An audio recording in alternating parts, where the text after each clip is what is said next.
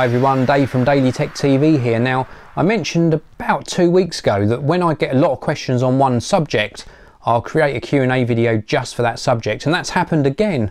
I've had so many questions about the new iMacs coming. We've been waiting a long time for a revision to the Apple iMac for 2012.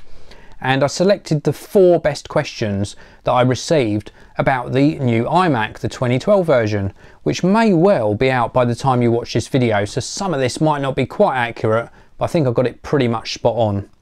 Now the first one, Grand Dudes asks, how much do you think it's going to be?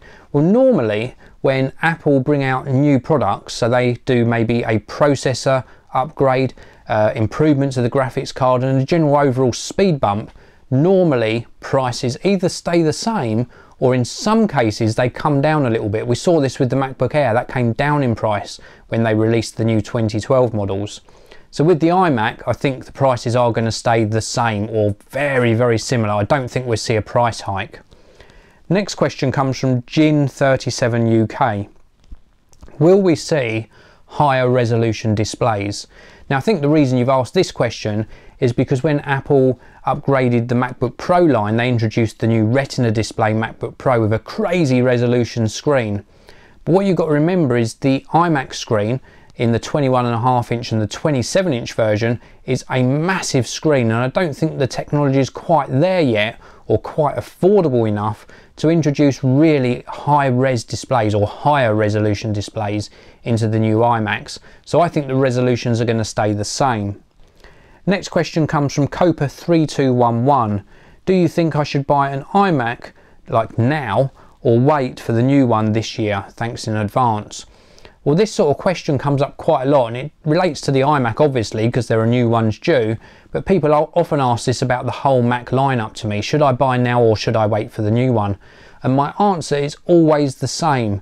If you're asking that question, maybe you don't need a new computer. Maybe you should continue using the computer you've got and only buy a new one when you need it. If you did buy an iMac now and another one came out in 2 or 3 weeks, you'd be buying because you needed that to do a certain project at the time of purchase. The new one coming out doesn't make your purchase a bad machine. It just means it's not the current model. So buy your computer when you actually need to upgrade. Maybe you really need to process things a lot quicker, so you need a speed boost. Maybe your other one's not working. That's the time to buy. Then the last question in this special iMac Q&A is from Bella the Dog 2. A touchscreen iMac would be cool. What are the chances? Well, I totally agree with you.